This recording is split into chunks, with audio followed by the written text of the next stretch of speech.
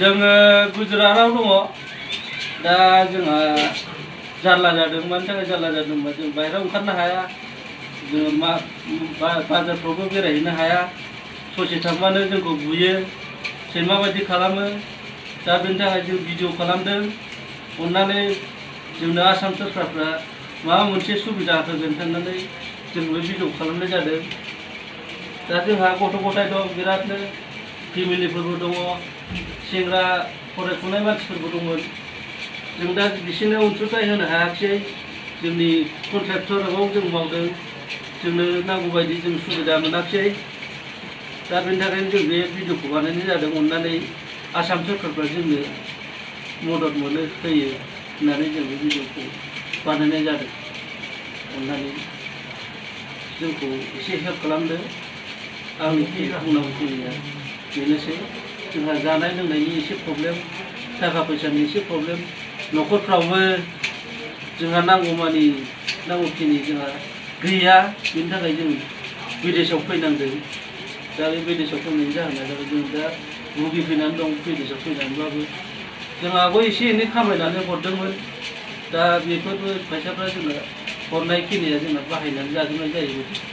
फिसाफोर दङ फेमिलि बिमा बिफाफोरबो दङ हिसाबै जों फैसाखौ मान्थलि मोनब्ला जों हरो दा जोंनाव आखायाव थाइसे फैसा गैया दा बेनि थाखाय आसाम सरकारनाव जोङो बे भिडिअखौ मेसेज हिसाबै हरनाय जादों दे सोरबा बुंबावदो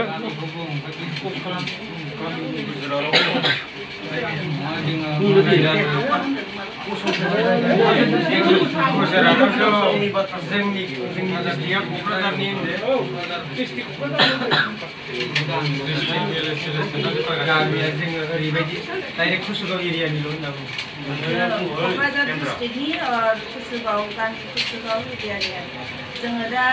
गुजरातआव दंफैयो दा कम्पानिफ्राबो बन्द जाजोब्बाय दा जोंहा दिनैबो उफाय गैला मावनानै जानो थाखाय फिसा फिसौफोरनोबो गाननाय जोमनायबो होनो हाला जानाय लोंनायबो होनो हाला लामा ससे थांबानो जोंखौ पुलिसा बुयो आरो लोगोसे माइरं दैरंनि थाखायबो जोंहा दखान बन्द गासिबो बन्द जाजोब्बाय लामा ससेखौनो थाबायनो हायै बिदि जाबाय आरो दा लांनाय उखैनाय जोंहा जेनिबो जानाय लोंनायनि थाखाय आंखाल जाबाय बेनिखायनो अनोबा जोंखौ आसाम सरकारा जोंखौ अनोबा एसे मदद खालामनो लुबैदों आरो दा जोंहा गामिफ्राव थांनोबो गारि मटर गासिबो बन्द जाजोब्बाय आरो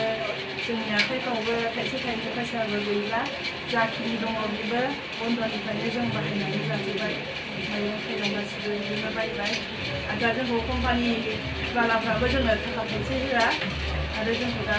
कम्पानिनि कन्ट्रेक्टफ्राबो जोंनो जानो थाखाय मोनसेबो सहाय होआ बेनि थाखायनो बिथांमोनखौ खावलायनाय जादों अनोबा जोंखौ आसाम सरकारा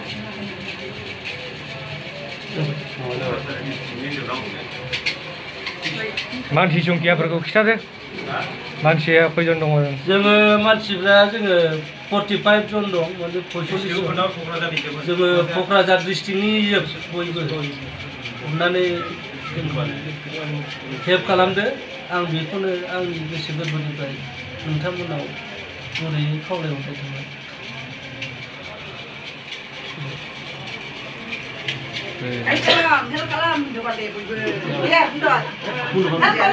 help kalam, jangan kau